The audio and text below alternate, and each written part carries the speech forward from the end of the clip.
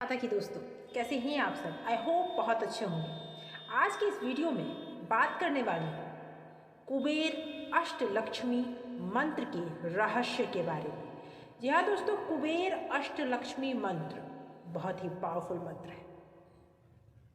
आज इस वीडियो में मैं आपको बताऊंगी कि कुबेर अष्टलक्ष्मी मंत्र कौन सा है, कुबेर अष्टलक्ष्मी मंत्र से धन को कैसे आप अट्रैक्ट कर सकते हैं, कुबेर अष्टलक्ष्मी मंत्र का जाप कैसे करेंगे कि आपको पूरी तरह से फायदा पहुंचाए। माता के अष्ट स्वरूप का क्या है रहस्य, वो भी बताऊंगी इस वीडियो में।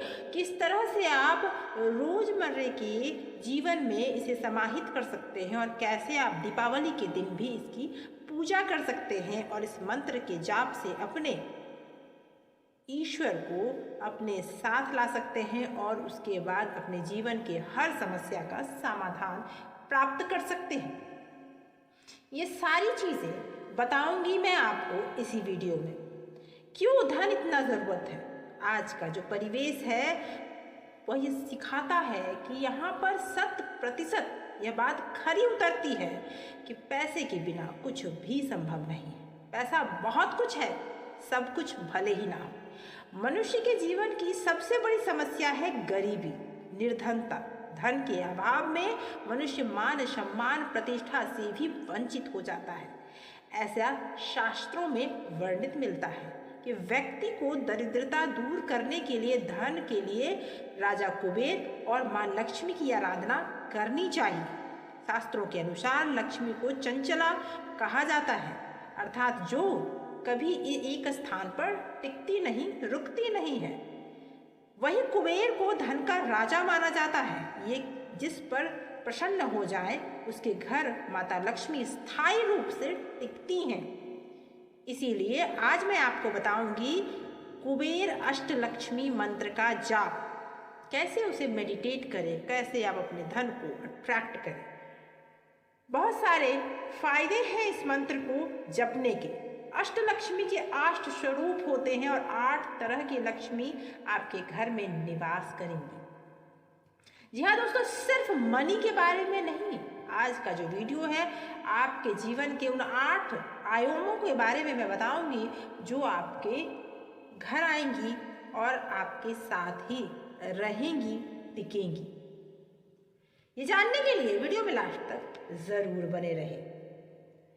आपको अच्छे से पता है कि लक्ष्मी बीज मंत्र हो या लक्ष्मी जी का कोई भी मंत्र हो, जब आप जपते हैं तो खुद ब खुद आप लक्ष्मी जी के करीब पहुंचने लगते हैं। तो सबसे पहले आप जान लें कि कुबेर कौन। लक्ष्मी जी के बारे में तो मुझे लगता है लगभग लोग जानते होंगे। भगवान कुबेर को देवताओं के कोषाध्यक्ष के रूप में जाना जाता है। यक्षों के राजा हैं वो और धन, सफलता और वैभव साक्षात अवतार हैं। भगवान कुबेर न केवल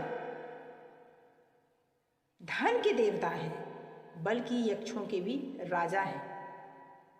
ब्रह्मांड के सभी धन को संरक्षित करने और सुरक्षित भी रखते हैं। भगवान कुबेर को धन का रक्षक भी माना जाता है। भगवान ब्रह्मा के वंश वृक्ष के उत्तराधिकारी कुबेर हैं। दोस्तों, कुबेर एक ऐसे देवता जो आपकी धन की रक्षा करते हैं। भगवान शिव प्रसन्न होकर उनके सामने आए थे, तब उन्होंने उन्हें धन का रक्षक बनने का आशीर्वाद दिया था। कब आए थे भगवान, वो भी बताऊंगी इस वीडियो। लेकिन आगे बढ़ने के पहले मैं बता दूं दोस्तों, मैं कौन। मैं आपकी astrologer, tarot reader Ambika Sharma, जो आपके लिए लाती हूँ छोटे छोटे उपाय, ऐसे मंत्र को, रहस्य, जिस मंत्र को अगर आप उनके रहस्यों के बारे में जान लें तो जपना आपके लिए आसान हो जाता है और फिर कोई भी चीज़ अट्रैक्ट करना आपके लिए बहुत आसान हो जाता है। तो आज हम जान रहे हैं अष्टलक्ष्मी कुबेर मंत्र के बारे में। भगवान कुबेर को गोल बटोल शरीर के कारण कई जगह उनका मजाक बनता था। कुबेर ने व्याकुल होकर भगवान शिव को संतुष्ट करने के लिए अत्यधिक भक्ति की, साधना की। भगवान शिव उस समय प्रसन्न होकर उनके सामने आए और उन्हें धन के रक्षक बनाकर उन्हें आशीर्वाद दिया, जिसके बाद सभी लोग कुबेर की पूजा करने लगे। कुबेर की पूजा हिंदू धर्म में ही नहीं, जैन धर्म में, बौद्ध धर्म में भी होती है। कुबेर आपको बस विश्वास से खुश हो जाते हैं। कुबेर के मंत्र जाप से आपको मिलता है आपके अपार संपत्ति, मानसिक और आध्यात्मिक शांति के साथ आपकी सोच व्यापक हो जाती है, आपको ऋण से मुक्ति मिलती है, आपको बेहतर निर्णय करने में आपको मदद मिलती है, अधिक ज्ञान, एकाग्रता और व्यावसायिक समझ मिलती है। आप बुद्धिमान होने लगते हैं, आध्यात्मिक मार्ग पर प्रभावी ढंग से चलने में आपको सहायता मिलती है, ईश्वर को आप बहुत करीब देखने लगते हैं, नेगेटिव एनर्जी से आपको दूरी और पॉजिटिव एनर्जी आपके चारों तरफ फैलने लगती है। धन इतना आ जाता है कि आपकी भावी पीढ़ियां भी उसमें, आप धन कमी नहीं होगी अगर भावी पीढ़ियां भी उसका यूज़ करें तो। पूर्वजों की कड़ी मेहनत से कमाई गई धनराशि को संभालने के लिए आप तैयार हो जाते हैं। धोखेबाज लोगों से आपको बचाती है, आपकी संपत्ति की सुरक्षा करते हैं कुबेर, क्योंकि कुबेर रक्षक हैं धन के। इस मंत्र का जाप करने से ये जो वाइब्रेशन बनता है वो आपकी बुद्धि, आत्मा और शरीर को जोड़ता है, आपके धन को जोड़ता है। अब हम लोग जानते हैं कि अष्टलक्ष्मी के बारे में। जी हाँ दोस्तों, मैंने आपसे पहले ही कहा, अष्टलक्ष्मी माता के, अष्टलक्ष्मी के स्वरूप का ये मंत्र है और 8 लक्ष्मी आपके घर में वास करेंगी। 8 लक्ष्मी कौन कौन से हैं? आदि लक्ष्मी, धन लक्ष्मी, विद्या लक्ष्मी, धान्य लक्ष्मी, धैर्य लक्ष्मी, संतान लक्ष्मी, विजय लक्ष्मी और राजलक्ष्मी। ये 8 लक्ष्मी जब आपके घर में विराजमान होंगी और जो स्थिर रूप से आपके घर में रहेंगी तो फिर कभी किसी चीज़ की कोई कमी नहीं होगी और इस मंत्र के जाप के बाद वो मिलेगा आपको। हिंदू धर्म के ग्रंथों एवं पुराणों में लक्ष्मी माँ के 8 स्वरूपों का वर्णन मिलता है। माँ लक्ष्मी के उन्हीं 8 स्वरूपों को अष्टलक्ष्मी कहा जाता है। पहला लक्ष्मी है आदि लक्ष्मी। माँ आदि लक्ष्मी का यह स्वरूप उच्च मोक्ष प्राप्ति प्रदान करने वाला, संपूर्ण चराचर जगत के संचालन में माँ लक्ष्मी प्रभु विष्णु नारायण के साथ विराजमान होकर सृष्टि का संचालन में सहयोग करती है। भागवत पुराण के अनुसार यदि लक्ष्मी माँ का यह प्रथम स्वरूप है, यह हर विपदा से आपको बचाती हैं। ये स्रोत हैं आपके जन्म का, आपके इस पृथ्वी के आने के पहले का भी स्रोत है और इस पृथ्वी से मरने के बाद जब आप जहाँ जाते हैं वहाँ का भी स्रोत है आदि लक्ष्मी। उसके बाद माता का स्वरूप है दूसरा धन लक्ष्मी का। माँ लक्ष्मी के इस स्वरूप में आप देखेंगे कि आपके पास धन से भरा हुआ कलश है, एक हाथ में कमल धारण किए हुए हैं माँ। और महालक्ष्मी का यह स्वरूप अत्यंत तेज वाला, अत्यंत खूबसूरत है। कहा जाता है कि भगवान विष्णु कुबेर जी से लिए गए ऋण को चुकाने में असमर्थ हुए, तब भगवान विष्णु ने माँ लक्ष्मी की इसी स्वरूप की पूजा की और उसकी वजह से कर्ज से मुक्ति पाई थी उन्होंने। इसीलिए मान्यता है कि माता लक्ष्मी के इस स्वरूप की पूजा करने से किसी भी तरह के कर्ज से आप मुक्ति प्राप्त कर सकते हैं।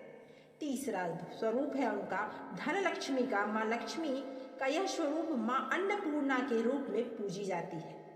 हमारे घरों में जो अन्न है, अनाज है, उसे भी लक्ष्मी माना जाता है हमारे ग्रंथों में, पुराणों में। माँ लक्ष्मी के इसी स्वरूप को प्रसन्न करने के लिए कहा जाता है कि अन्न का कभी अपमान नहीं करना चाहिए, क्योंकि वो भी लक्ष्मी का एक रूप है। उनकी पूजा अर्चना से घर में कभी अन्न की कमी नहीं होती, कभी आपके भोजन की कमी नहीं होती। चौथी लक्ष्मी है गज लक्ष्मी। जैसा ही नाम से ही प्रतीत होता है कि माँ लक्ष्मी का यह स्वरूप गजराज अर्थात हाथी का पे सवार है, इसीलिए माँ लक्ष्मी के इस स्वरूप को राजलक्ष्मी भी कहा जाता है। खेती किसान से जुड़े व्यक्ति, व्यवसाय से जुड़े व्यक्ति, कृषि से जुड़े व्यक्ति गज लक्ष्मी के इस स्वरूप का पूजा जरूर उन्हें करना चाहिए।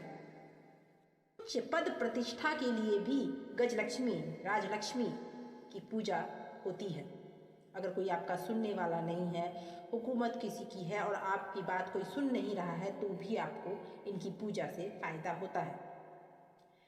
दोस्तों, गजलक्ष्मी आपके जीवन में आपके मान सम्मान को भी बढ़ाती हैं। ये भाग्य उदय करती हैं आपका।